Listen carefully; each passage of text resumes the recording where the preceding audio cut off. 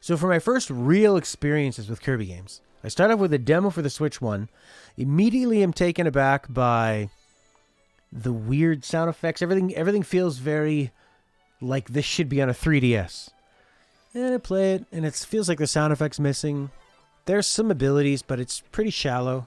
You get through the first 3 levels fast, and I think, wow, I guess I'm never going to play Kirby. It's a full-priced game, and I have no nostalgic love for it, nor do I think there's any reason to play it. And then luckily, Horky and Claudio here let me know I should just go back and try a Kirby on the NES and Super Nintendo, since it's on the Switch, and it's part of the Switch Online, it's free. And oh my god, the NES one we started with was immediately so charming and way more challenging. The two-dimensional, I think, really works with it. And maybe these ones get a little more difficult.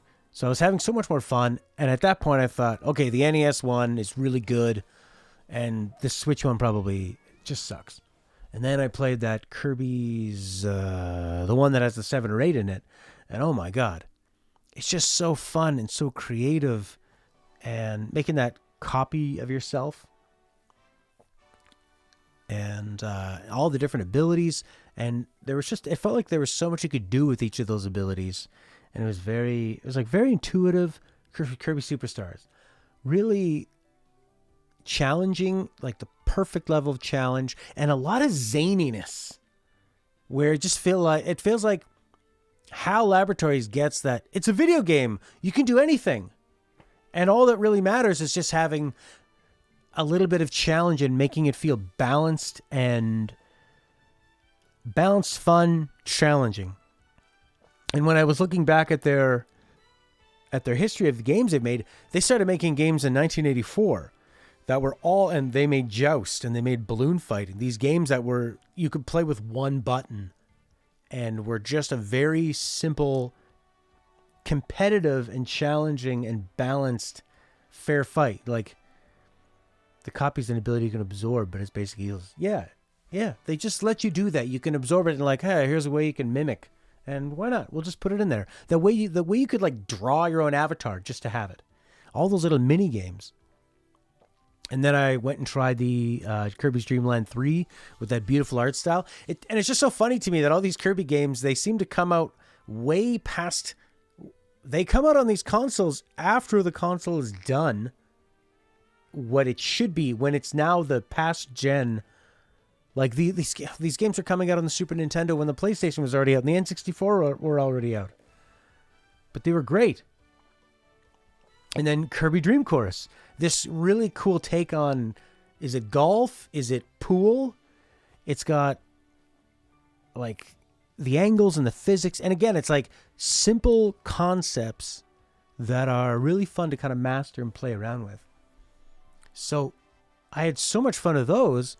I hopped back into the Switch demo and I realized, okay, now I have to get on their level. They're not trying to impress you at all with visuals and sound effects. I mean, Breath of the Wild and Mario, they're less powered, in Splatoon, they're less powered, obviously, than a AAA game that's going to be on PC and PlayStation and Xbox and Stadia. But they make up for it with an intense attention to detail and polish. That still takes a lot of work and resources. Even though it doesn't take a lot of graphical power, it's still difficult.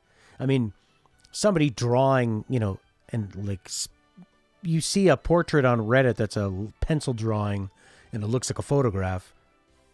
It's not a special technology, but it takes time. And I just like that Kirby or HAL has this idea of like, let's not worry too much about that. Let's just try to be creative. They're kind of like a punk band, like a post-punk band, because they're so creative and doing really weird things, but not getting too much, not letting the technology weigh them down in any way.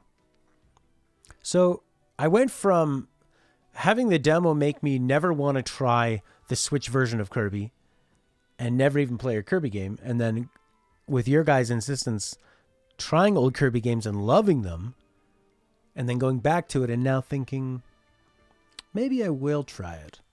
because I bet you it gets really creative as it goes along. And it did feel like that demo was extra unpolished. The abilities, they didn't quite strike me as intuitive and as complex and as interesting as the SNES or even the NES one. And it being in 3 dimensions definitely takes a lot of the challenge away, so I think they need to throw more at you. Yeah, the mouthful abilities, it's a lot more gimmicky. They definitely were sort of inspired by what Mario Odyssey was doing.